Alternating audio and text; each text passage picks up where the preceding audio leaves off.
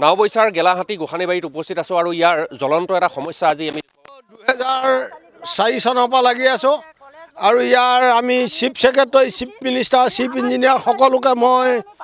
নিজেই লগত গৈ গোটেইখিনিকে দিয়া আছে তাৰ কপি সম্পূৰ্ণ আমাক দিছে সমস্যা সমাধান কৰিম বুলি কৈছিলে অসমৰ ৰাজ্যপাল বানোৱালাল পুৰোহিত আহি এই ৰাস্তাটো নিজে খোজকাঢ়ি গৈছিলে সমাধান কৰিম বুলি সমস্যা সমাধান কৰিম বুলি কৈছিলে চিফ ছেক্ৰেটাৰী আহি ইয়াৰ পৰা 1 কিলোমিটাৰ দূৰত 1.5 ঘণ্টা টাইম বহি গৈছে সমস্যা সমাধান কৰিম বুলি কৈছে কিন্তু তেখেতলোক ইয়াৰ পৰা ঘূৰি যোৱাৰ পাছত আমাৰ সমস্যা হৈ ৰ'ল সেই মুখ্যমন্ত্ৰী মহোদয়ক কাটৰে অনুৰোধ জনাইছোঁ উক্ত বিষয়টো তেখেতে নিজৰ হস্তক্ষেপত অতি সোনকালে আমাৰ সমস্যাটো সমাধান কৰে যেন এই মুহূৰ্তত ক'ব বিচাৰিছোঁ যে ইয়াত 9 কোটিতকৈ অধিক টকাৰে ইয়াত এটা মথাউৰি নিৰ্মাণৰ কাম চলিছিল লগতে এই যি আবদ্ধ পানী সেই আবদ্ধ পানী উলিয়াই নিয়াৰ ব্যৱস্থা কৰিছিল কিন্তু ঠিকাদাৰে দুৰ্নীতিৰ আশ্ৰয় ল'লে আৰু দুৰ্নীতিৰ আশ্ৰয় লৈ কাম সম্পূৰ্ণ নকৰিলে মই অকণমান আপোনাৰ সৈতে কথা পাতিব বিচাৰিছোঁ যে বিগত বহু বছৰ ধৰি এই সমস্যা আপোনালোকৰ সমাধান হোৱা নাই এটা বান্ধ নিৰ্মাণ কৰা হৈছিল পানী উলিয়াই নিয়াৰ ব্যৱস্থা কৰা হৈছিল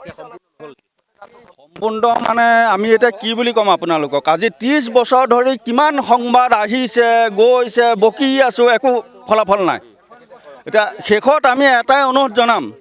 জলসম্পদ মন্ত্ৰী পীযুষ হাজৰিকা ডাঙৰীয়া আপুনি য'তে আছে ভালদৰে শুনি লওক আপোনালোকৰ উচতনিত গোটেই নাওবৈচা কংগ্ৰেছৰ পৰা বিজেপিলৈ লুটি খালে আৰু সেই উচতনি মতে যদি আপোনালোকৰ কাৰ্য উচিত মতে কৰি নিদিয়ে তেতিয়া 2026 নিৰ্বাচনত আমি কিন্তু পাল্টি মাৰিবলৈ বাধ্য হ'ম খোলাখুলি কথা জলসম্পদ বিভাগে বহু আঁচনি লৈছে মন্ত্ৰী পীযুষ হাজৰিকায়ো ঠিকাদাৰ ইঞ্জিনিয়াৰক ধমকি দিছে কিন্তু এই সমস্যাটো সমাধান কৰা কাম কৰা যিসকল ঠিকাদাৰ আছে ইঞ্জিনিয়াৰ আছে তেওঁলোকৰ কোনো ব্যৱস্থা লোৱা নাই নেকি আপোনাক কি বুলি ক'ম যিখিনি ঠিকাদাৰ ইঞ্জিনিয়াৰক ভাবুকি দিয়ে আমাৰ দৰ্শকক দেখুৱাই ভাবুকি দিয়ে তলে তলে ডবল লিংক আছে তেওঁলোকৰ আজি ৰোহিত সাহু সেইজনে 9 কোটি 40 লাখ টকাৰ কি ব্যয় কৰিলে যদি 9 কোটি 40 লাখ টকাৰ সৎ ব্যৱহাৰ কৰিলেহেঁতেন আজি এইটো 20-25খন গাঁৱৰ অঞ্চলৰ ৰাইজৰ এই অৱস্থা কেতিয়াও নহ'লহেঁতেন গতিকে পীযুষ হাজৰিকা ডাঙৰীয়া আপোনাকো সকীয়াই দিছোঁ আপুনি তলে তলে লিংক নকৰি আমাৰ ৰাইজৰ সৎ ব্যৱহাৰ কৰক আমি আজি 30 বছৰ দিনে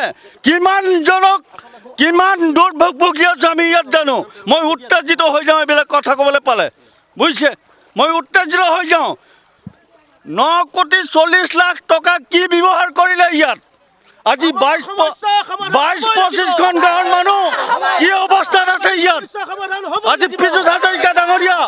মই বিশ্বাস কৰোঁ আপুনি তলে তলে ঠিকাদাৰৰ লগত লিংক কৰি এই কাম ব্যৰ্থ কৰি ৰাখিছে ইয়াত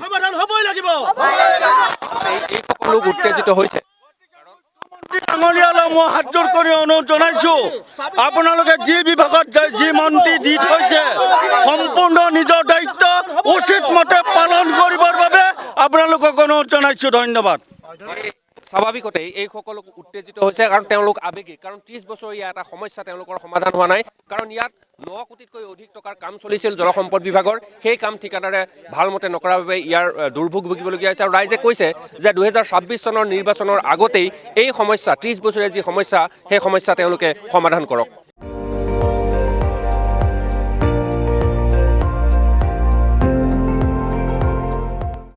আপুনি চাই আছে ND24 সৰ্বশ্ৰেষ্ঠ নহয় সৰ্বোত্তমৰ দৌৰ